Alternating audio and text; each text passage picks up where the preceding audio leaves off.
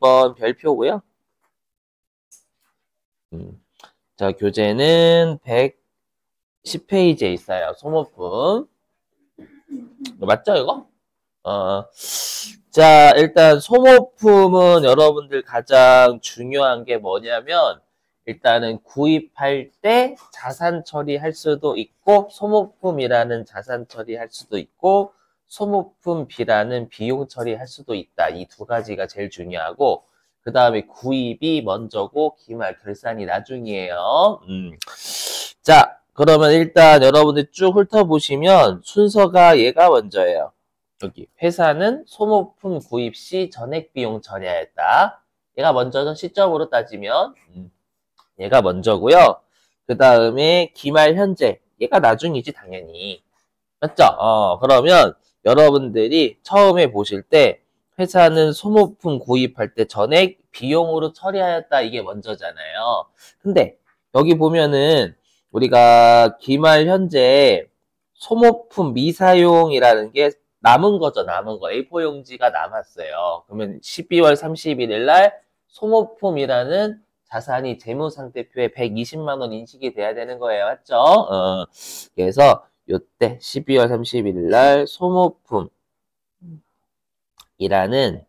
자산이 재무상태표에 얼마가 인식이 돼야 되냐면 120만 원이 인식이 돼야 돼요. 요거요. 맞죠? 근데 우리가 회사가 구입할 때 소모품 자산 처리했는지 봐야죠. 왜냐면 12월 31일자 소모품 자산이 120만 원이라는 결론이 나왔으니까. 근데 보니까 여기 회사가 소모품 구입 시 전액 비용 처리했대요. 그죠? 그럼 거꾸로 얘기하면 뭐로 처리는 안 한 거냐면 구입할 때 그렇죠. 구입할 때 소모품이라는 자산으로 그죠? 구입할 때 소모품이라는 자산으로 처리는 안 한 거예요. 맞죠? 이게 먼저예요, 먼저. 근데 2025년 12월 31일에 재무상태표에 올라가야 될 소모품 자산은 120만 원이 돼야 된단 말이에요. 맞죠? 시점이. 그러니까 1번 시점을 2번 시점 되게 만드는 분기 하는 거예요, 여러분들 꼭. 물론 1번 시점은 구입 시점이 2번 시점 결산이 되겠지만 그럼 소모품이라는 자산을 늘려요, 줄여요? 저 늘려야죠. 처리 안 했다라는 건 0으로 했다는 얘기잖아요. 굳이 표현하자면 0에서 기말에 120만 원만큼 재무상태표로 가려면 소모품이 들어야지. 그죠? 그래서 12월 31일 날 차변에 소모품. 자고로 소모품비 거슬려면 소모까지만 치셔야 돼요. 요게 120만 원.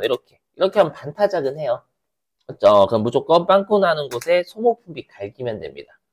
그렇죠? 그럼 일단 대변이 빵꾸 나잖아요, 지금. 그럼 대변에 소모까지만. 네, 그럼 소모품비 영업부니까 800원대 소모품비 걸면 되겠죠? 그죠? 이렇게 하시면 이게 결론이에요. 그럼 왜 대변의 소모품비를 빼는 거죠? 비용이 대변에 있으니까. 왜 빼냐는 말로 떠들어 볼게요. 이거는 숫자가 없기 때문에 제가 말로 할 수밖에 없어요. 여러분 우리가 구입 시 전액 비용 처리했다라는 건 회사가 구입할 때 전부 썼다 처리했다라는 거. 썼다. 비용이 썼다니까. 그럼 전부 구입할 때 썼다 처리했는데 얘가 먼저 썼다 처리했는데 안 쓴 게 120 있어. 그럼 썼다 처리 중에서 안 쓴 것만큼은 취소해야지. 취소. 맞죠? 취소니까 비용의 취소는 대변으로 가는 거예요. 대변에 120만 원만큼 비용이 취소된 거예요. 아이오키? 자, 그 다음에 이제 이거는 그래서 제가 말을 못하고, 계산 금액이 없으니까, 그래서 이렇게 비용을 왜 취소하는지 했고요. 자, 그 다음에 2번이에요. 자, 2번은 구입이 여기가 먼저죠. 1번. 여기, 아이고, 1번. 구입이 먼저고, 그 다음에 2번. 결산이 나중이잖아요. 그죠? 그럼 얘도 마찬가지예요.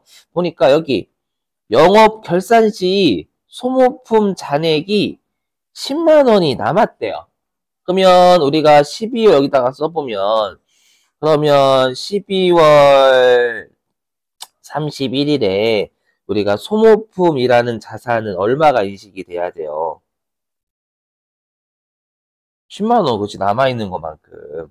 그래서 소모품 소모품이라는 자산이 10만 원이 인식이 돼야 돼. 기말에 맞죠? 10만 원이 인식이 돼야 된단 말이에요. 동의되시죠? 자, 근데 우리가 회사가 소모품이라는 자산으로 처리했대 안 했대? 구입할 때. 처리했어요. 구입시 여기다 구입시 회사가 여기 있잖아요. 소모품이라는 자산으로 처리했다고. 맞죠? 그럼 구입할 때 소모품이라는 자산으로 네, 80만 원을 처리했잖아요, 여러분들. 이게 먼저지. 구입이 먼저고 기말 결론되게 하는 거 하는 거예요. 그럼 소모품 자산 80만 원 처리했던 게 12월 31일에 소모품이라는 자산이 재무상태표에는 왜 점이야? 지금 10만 원만 인식이 돼야 돼. 10만 원만. 근데 회사가 소모품이라는 자산으로 80만 원 다 처리했잖아요. 그러면 이번 문제는 소모품이라는 자산이 늘어야 돼요, 줄어야 돼요? 그렇죠. 줄어야죠. 여러분 70만 원 줄어야지. 80만 원 구입할 때 소모품 자산 처리했는데 기말에는 소모품 자산이 재무상태표에 10만 원만 올라가려면 70만 원 까는 분괴를 해야 10만 원만 재무상태표에 올라가지. 오케이? 그러면 소모품을 까니까 이번 대변으로, 그죠? 대변에 소모품을 70만 원 까는 거예요. 되셨어요? 그럼 누가 봐도 빵꾸 지금 차변을 하잖아요. 그럼 차변에 냅다 소모품을 갈기면 되는 거야. 됐죠? 일단 왜 갈기는지 설명할게요. 자, 그러면 왜 차변에 소모품비를 갈겼다라는 건 소모품비를 증가시킨 거잖아요? 왜냐? 그럼 생각해보세요, 여러분. 구입을 80만 원어치 소모품 구입했어. 근데 10만 원밖에 안 남았대. 그럼 70만 원어치 A4 용지로 따지면 쓴 거잖아요. 그렇죠? 그러면 기말에 주주들한테 알려줄 때 소모품비라는 비용이 얼마가 인식이 돼야 되냐면 70만 원이 인식이 돼야 돼. 맞죠? 인식이 돼야 돼. 그죠? 여기 결론이에요. 근데 회사가 구입한 80만 원어치 소모품 구입한 시점에 비용 처리했어, 안 했어요? 그렇죠, 안 했어, 이번엔. 소모품비 라는 비용으로 처리는 하지 않은 거잖아요. 자산 처리했다라는 건. 안 했어. 이게 먼저예요. 그래서 소모품비라는 비용 처리를 구입할 때 안 했는데 손익계산서의 기말에 손익계산서에는 소모품비라는 비용이 70만 원이 잡혀야 돼요. 그럼 소모품비라는 비용을 빵에서 70대기 하려면 늘려야지. 이렇게 아셨죠? 성급비용, 선수수익 다 이렇게 풀어요, 여러분들. 되셨어요? 이렇게 하시는 거 추천. 맞죠? 이렇게 복잡하게 여러분들이 꼼꼼히 공부하셔야 나중에는 꼼꼼하게 안 하고 문제를 맞아요. 역설적입니다. 해결 다 그래요. 무조건. 자, 그 다음에 이제 어디냐면 5번하고 6번 별표입니다. 어쩔 수가 없는 게 결산 쪽이 진짜 당락자조집 아니에요. 세무 1급까지 계속 나올 겁니다. 그냥 대놓고. 자, 교재는 84페이지. 지만 교재 보시고 좀 교재 보시면 되게 어려워요. 자, 볼게요. 여러분들이 회계를 제발 결산하는 날에 주주한테 보고할 때는 발생했다라는 사실 자체를 보고해야 되는 거예요. 현금주의 용돈기 입장 쓰는 거 아니에요, 여러분들. 투자 받았으면 끝이에요? 아니에요. 네, 투자 받았다고 생각하세요, 여러분들. 투자자가 12월 30일에 기다리고 있다면 알려줘, 이렇게. 자, 보면, 자, 2025년 4월 1일에, 문제 읽어보시면 요 4월 1일 날, 우리가 이제 빌려줬어. 2억 4천만 원을 2026년 3월 31일까지 빌려줬으니까, 여기까지 하면 만기가 1년이 되죠, 여러분들. 맞죠? 1년이에요. 근데 아예 여기 대놓고 돼 있잖아요. 기간 경과분에 대한 이자를 결산서에 반영하래요. 그러니까 실제 회사가 대여금이 나중에 재무상태표 가면 2억 4천만 원 있잖아요. 근데 대요금이 있는데 이자 수익이 들어오진 않죠. 12월 31일 날. 9개월밖에 안 지났으니까. 그럼 이자 수익을 장부에 안 적으면 주주들이 돈을 2억 4천 빌려줬는데 공짜로 빌려줬니? 이 새끼야? 어떤 새끼한테 빌려준 거야? 이 새끼. 저희가 은행한테 아니, 누구한테 빌려줬는데요? 이렇게 되는 거잖아요. 그죠? 그래서 2025년, 2025년 12월 31일까지 2억 4천만 원 빌려준 날로부터 몇 개월 지나요? 저기요? 몇 개월 지나요? 몇 개월? 9개월, 그렇지. 12 빼기 4, 다시 1, 31, 이렇게 한 달 차이 또 나니까. 9개월이 지난단 말이에요. 그럼 주주들한테 어떻게 보고요? 손익계산서에 저희 회사가 9개월치 이자를 받을 사람이 됐어요라고 정보 전달해야지. 즉 9개월치 이자 수익이 발생했어요. 돈을 빌려줬는데 이자 비용 이렇게 하시는 분들이 계신단 말이야. 제발 그러지 마요. 그렇죠. 돈을 빌려줬는데 이자 비용이면 어떡해. 그렇죠. 아름다운 사람 돈 빌려주고 야 내가 이자 줄까? 재미없구나 이제는. 네. 네. 자, 그럼 이자 수익은 수익의 발생이면 대변 그대로 적는 거죠. 금액하면 2.4억이라 그냥 할게요, 여러분들. 2억 4천. 곱하기 12%. 그죠? 근데 이렇게 하면 1년치인데 우리가 구하고자 하는 게 9개월치니까 분자에 9를 올려요.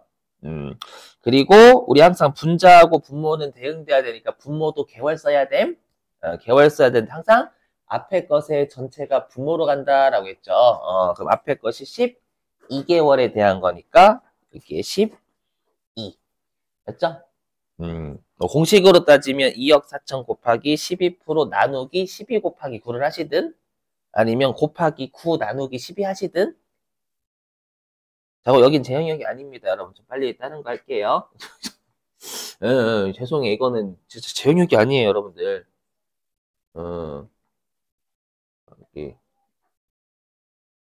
이렇게 하면 2,160만 원 나오네요. 그러면 이자 수익 9개월치 2,160만 원이 발생했다라고 정보 전달. 다만 올해 연도 입장에선 이 9개월치는 아직 들어오지 않는, 아직은 못 받잖아요. 아직 받지 못한 이자 수익이니까 미수 수익 적어야 돼. 미수 수익. 그렇죠. 미수 수익은 성격이 뭐예요? 그렇죠. 수익이라면 저랑 싸우자는 거예요, 이제. 그렇죠.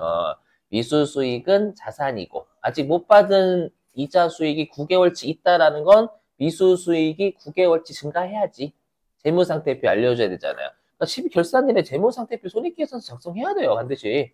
그러니까 여러분들 계정 과목 하나 생각하시면 안 됩니다. 회계는 복식북이니까 계정 과목이 2개 이상은 나와야 돼, 반드시. 그래서 자산이 증가하겠지. 미수 수익이 2,160만 원. 그리고 아직 못 받은 데가 어디냐? 거래처 입력하라라고 했으니 여기 샘물 거시면 되겠죠, 여러분들. 원래 미수 수익, 성급 비용, 선수 수익 그쪽 있잖아요. 네 가지는 거래처 원래 안 걸어도 돼요. 그렇죠? 근데 문제처럼 걸으세요라고 뭐 걸어야지 뭐. 자, 그래서 차변의 미수 수익, 거래처 걸으라고 했으니까 샘물. 요즘 정샘물 선생님 뭐예요? 자, 농담이고, 그 다음에 대변에 이자 수익, 요렇게. 됐죠? 잘 나옴. 자, 근데 문제는 조선말 해석하는 게 어려워요. 그 6번 문제요. 6번 문제는 한국말이 좀 어려워. 근데 항상 이거 여러분, 회계는 수익 비용은 발생주의다. 현금주의 아니에요. 그렇죠? 그리고, 네, 항상 주주한테 알려줘야 되니까, 뭐예요? 장부에 계상되지 않은 당기분 임대료. 핵심 이거잖아. 당기분 임대료. 맞죠? 그럼 그럼 수익 비용은 금연도 개념이잖아요. 그럼 당기에 임대료가 발생한 거예요. 맞죠? 임대료는 성격이 뭐예요? 이 비용이요? 수익? 그죠? 수익이 발생했으니까 대변에 적으란 얘기예요.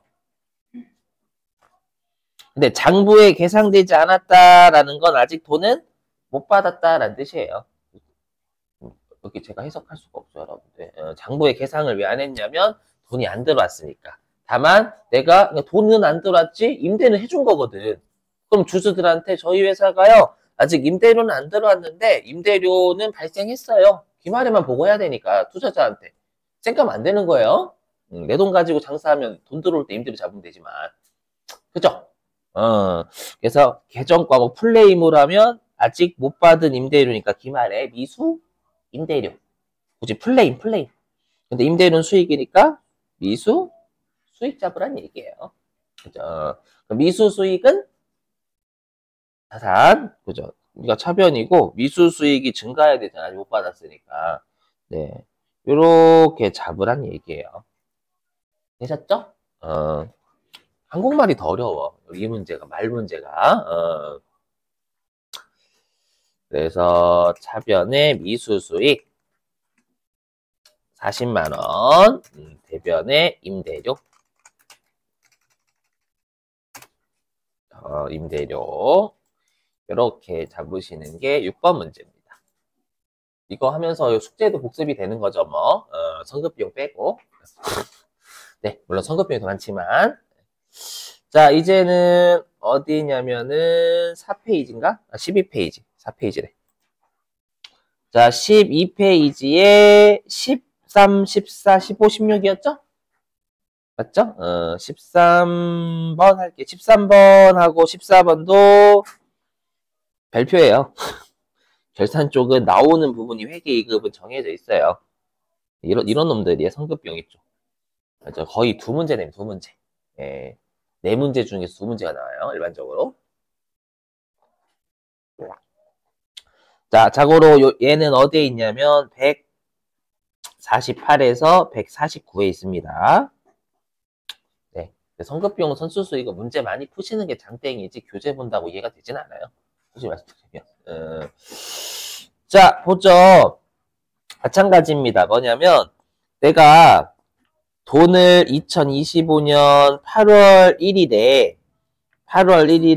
대한은행한테 얼마를 빌렸냐면 2억을 빌렸어요. 맞죠? 2억을 빌렸는데 만기는 1년입니다. 여기까지 보시면 만기 1년입니다요. 만기 1년 맞죠? 그럼 실제로 이자는 언제 나가냐면 요때죠? 이때 그렇죠. 이자가 나간다라고 돼 있죠. 이자 지금 약정일. 맞죠? 하지만 주주들한테 우리 회사에 또 버젓이 단기 차입금이라고 해서 2억 있는데 이자 비용이 없어봐. 맞죠? 그러면 야 누구한테 빌렸니? 금리를 안 받, 이자를 안 받는 회사 돼 있네. 야 뭐 부럽다. 어디서 빌렸어? 은행한테 빌렸는데요. 은행이 이자를 안 받네. 이자 안 줬어요. 그렇죠? 그렇게 하면 안 돼. 그죠? 금리가 6%인데 이자 비용 몇 개월치를 낼 회사가 됐습니다라고 주주한테 기말에 정보 전달해야 된단 말이에요. 그렇죠? 제가 자꾸 이걸 강조하는 게 자꾸 내 돈 가지고 장사한다고 여러분 생각 계속 하셔서 그래. 일상생활 버려. 그렇죠? 일상생활 버려요. 회계하실 때만큼이요. 그렇죠? 오해하지 마시고 회계 끝나고 나서 이제 일상생활 하시고. 그렇죠? 자, 그러면 돈 빌린 날로부터 8월 1일로부터 12월 31일까지 몇 개월 지나요? 그렇죠. 이제 5개월 계산되세요. 12 빼기 8 다시 한 달 차이니까 5개월. 그럼 5개월치 이자를 줄 회사가 됐어요. 주주님들이라고 알려줘야 되는 발생했어요. 그럼 이자 비용이라는 비용이 발생했으니까 차변에 적어야죠.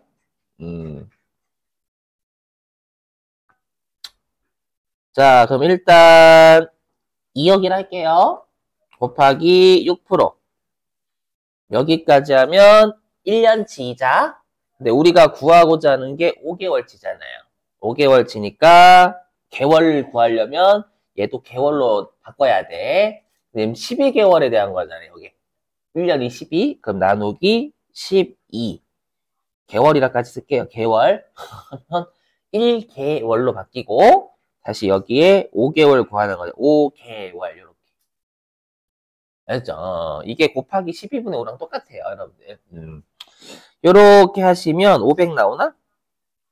그죠? 500만 원의 이자를 줄 회사가 됐어요. 라고 정보 전달해야 돼요.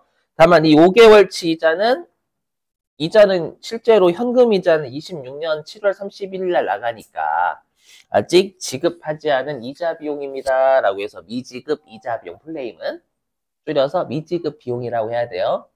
미지급 비용은 뭐예요? 부채예요. 비용 아니에요. 미지급 비용은 부채고 올해 연도 말 입장에서 5개월치 부채가 증가하겠지. 그렇죠. 의무가 증가하잖아. 5개월치는 미지급한 비용이 맞잖아요. 부채가. 그래서 대변에 미지급 비용 부채가 500만 원치 있습니다. 라고 요건 재무상태표에 가야 되는 거고 12월 31일 날. 그렇죠. 부채가 분명 있잖아요. 여러분들 그것도 알려줘야 돼. 주주한테 쌩까면 안 된다. 투자자한테. 자, 그러면 차변에 이자 비용 500, 대변에 미지급 비용 500 이렇게 적어주면 되고 미지급 비용 뭐 거래처 거셔도 상관없겠죠? 대안은행 걸든 안 걸든 채점 대상 아닙니다요. 넘어가도 될까요? 네. 자, 이제는 동그라미 14번. 얘도 마찬가지에 뭐냐면 기말 현재 내가 돈을 빌렸고 얼마인지 모르겠지만 이자가 미지급액 50만 원 계상했다라는 게 뭐예요? 계상. 적었다라는 거 적었다. 계상하다. 그렇죠? 그럼 이자를 미지급했으니까 여기까지만 해석하면 미지급 이자 비용이에요. 줄이면. 미지급 이자 비용이 50만 원 있다라는 거잖아요. 근데 이자 비용은 비용이니까 미지급 비용이 50만 원 있다라는 거예요. 미지급 비용은 성격이 뭐예요? 부채예요. 부채니까 부채를 대변에 적어줘야죠. 그럼 이자를 미지급했으니까 현금 안 나갔으니까 이자 비용 안 잡아요? 잡아야죠. 맞죠? 50만 원의 이자를 줄 회사는 됐지만 아직 지급은 안 했습니다. 줄 회사는 됐잖아요. 발생했습니다. 라고 이자 비용 50만 원을 전달해야 돼요, 여러분들. 손익계산서에. 네, 그래서 이렇게 말로 되어 있는 게 꽤 난이도가 세죠? 되셨어요? 그래서 꼭 우리 수익 비용은 단기 개념이고 발생하면 적고. 그쵸? 요거 꼭 생각해 주셔야 돼. 자변에 이자 비용 50. 대변에 미지급 비용. 아이고야. 미지급 비용 50만 원. 요렇게요. 나중에 기출문제 풀면 이거 엄청나게 나올 거예요, 여러분들. 많이 보시게 될 거예요. 여기에서 사람 잡는 게 아니라 여기에서 진짜로 합격률 잘 조지해요. 자, 이제 15번, 16번. 얘는 상대적으로 덜 나온다. 덜 나와요, 덜. 근데 페이지는 적어드릴게요, 여러분들. 147에서 148.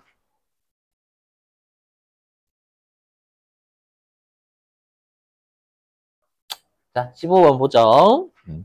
자, 뭐냐면 2025년 5월 1일에 우리가 1년분 임대료 480만 원을 현금으로 받았대요.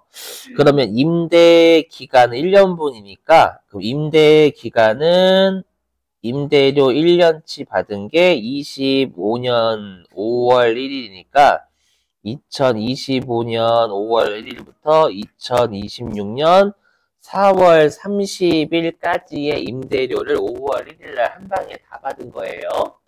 그렇죠? 그럼 여러분들 임대료 한 방에 다 받았으니까 수익을 다 받았네? 선수 수익 문제구나. 일단 이 생각이 드셔야 돼요.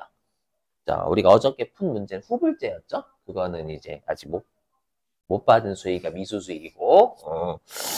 자, 그러면 일단 12월 31일 날 결론 내시는 거예요. 아까 소모품처럼. 그럼 2025년 12월 31일자 결론이다라는 건 뭐냐면 재무상태표와 손익계산서에 가야 될 놈. 그러면 우리가 지금 임대료 1년치 받은 게 5월 1일이잖아요. 그리고 결산하는 12월 31일까지 몇 개월은 경과해요? 8개월. 그러면 1년치 임대료 받은 날로부터 8개월은 경과했어요. 그럼 8개월은 건물을 빌려줬어요. 빌려줬으니까 8개월치는 손익계산서에 올해 연도 말에 손익계산서에 8개월치 임대료가 인식이 돼야 돼요. 맞죠? 그래서 8개월에 임대료라는 수익이 손익계산서로 가야 돼. 맞죠? 인식이 돼야 돼요. 여기 결론. 결론. 네. 근데 그럼 올해 연도 말, 딱 저기 올해 연도 말 입장에서는 4개월치 임대료는 아직 먼저 받은 거 있잖아요. 그렇죠. 1년치 임대료 받은 지 8개월만 지났으니까 거꾸로 얘기하면 4개월 2026년도 1월 달부터 4개월치 4월 달까지의 임대료 먼저 받은 게 있단 말이에요. 그렇죠. 그 계정과 먼저 받은 임대료니까 선수 수익. 선수 수익이 재무상태표 12월 31일에 4개월치가 인식이 돼야 된단 말이에요.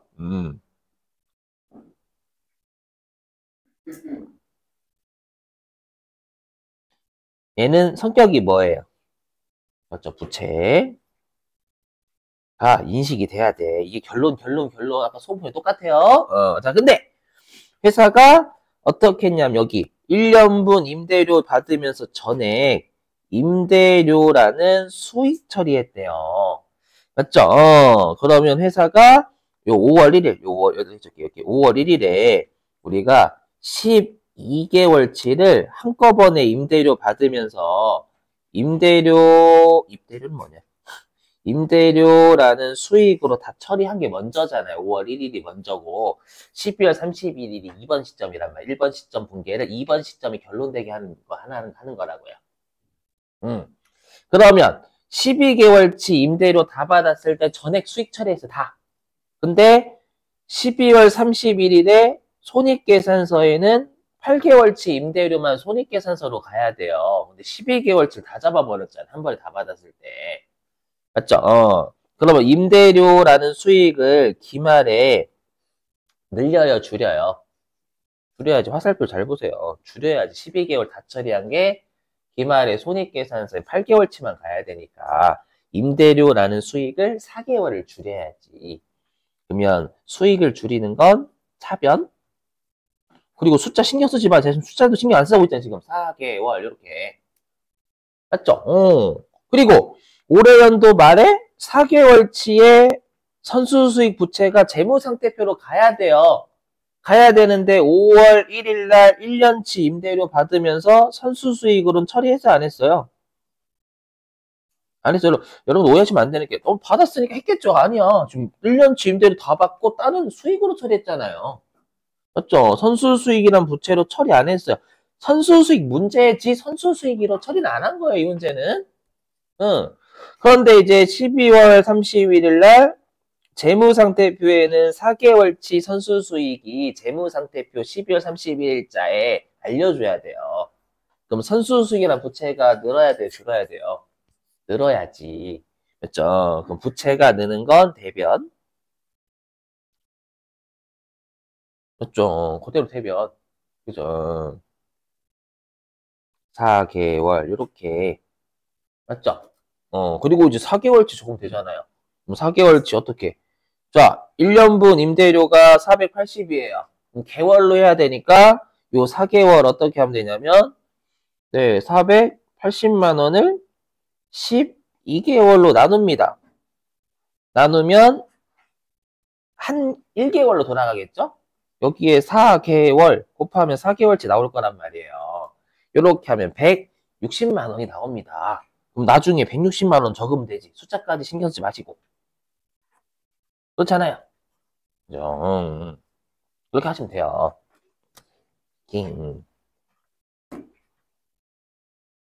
자, 해볼게요, 그러면.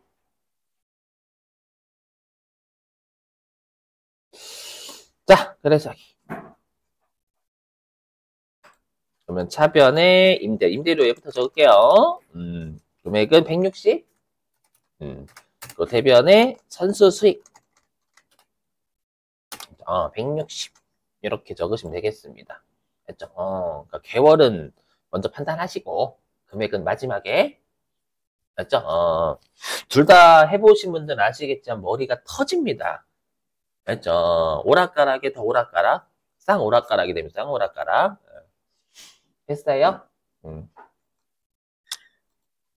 자, 그 다음에 이제 한국말 할게요. 한국말 할게요, 뭔 소리. 자, 한국말 조선말 적었겠죠? 12월 31일이 마지막 날입니다. 그러면 12월 29일은 지난 거예요. 그리고 올해 입장에서 올해 연도 말 입장에서 내년도는 안 지난 거임. 그렇죠? 그럼 이거 뭐예요? 여러분 기간 미경과가 뭐예요? 안 지남 이거잖아. 안 지남. 안 지남. 내 생일이 올해 연도 말 입장 내 생일이 다음 연도야. 그럼 안 지났잖아 아직. 그렇죠? 그러면 해석하면 맨 마지막 날에 내가 단기 대여금이 있어. 단기 대여금이 있는데 이자 40만 원이 이자 수익 계상돼 있는데 그러면 기간이 안 지났으니까 올해 연도 거? 아닌 거예요. 근데 우리가 항상 이자 수익 비용은 단기 개념이잖아. 이자 수익으로 계상되어 있는 것 중에서 올해 연도 이자 수익 아닌 거잖아요. 기간 아직 안 지났으니까. 맞죠? 그럼 내년도에 이자 먼저 받았다라는 뜻이 40만 원은. 조선말 이해되셨어요? 한번 댁에 가서 생각해봐요. 여러분 네이버 검색어 치면 다 나와. 자, 기간이 경과하면 무슨 뜻이니? 이렇게 해봐요, 여러분. 재미 많이 없어요? 아, 진짜 이거 고민 많이 하시더라고. 맞죠? 기간이 경과했다는 과거인 거고, 기간이 안 경과한 건 미래예요. 12월 31일은 그 연도의 마지막 날이잖아요. 그죠? 그럼 기간 안 지나서 내년도 거지, 그냥 바로. 그죠? 그럼 내년도에 이자 먼저 받은 게 있다. 근데 이자 수익 처리해버렸다, 이거잖아요.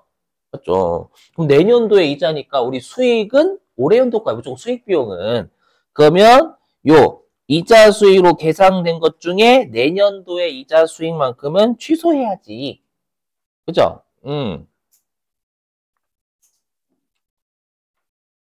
40. 그리고 먼저 받은 이자가 있으니까 풀네임은 선수 이자 수익.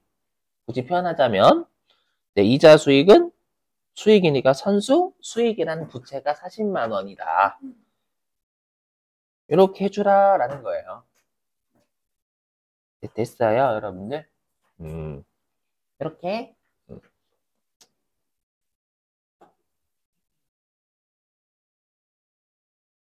음. 이런 문제가 회계 2급 때는 잘 나와요. 근데 말로 되어 있는 거 있잖아요. 한국말. 그래서 여기서도 보시면 아시겠지만, 아, 수익 비용은 근연도 개념이구나. 이 생각을 꼭 하셔야 돼요. 알죠? 발생주의랑. 넘어가요.